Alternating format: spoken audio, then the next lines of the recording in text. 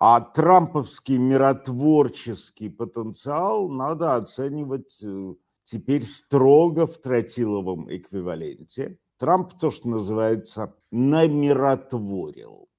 Россия в этой истории выглядит, как минимум непрезентабельно. В Кремле во всю мощь работают, тарахтят измельчители, превращая в лапшу все экземпляры договора о всеобъемлющем стратегическом партнерстве, который в 2025 году с оркестром и пафосно подписали Путин и Пезешкиан. Это президент Ирана.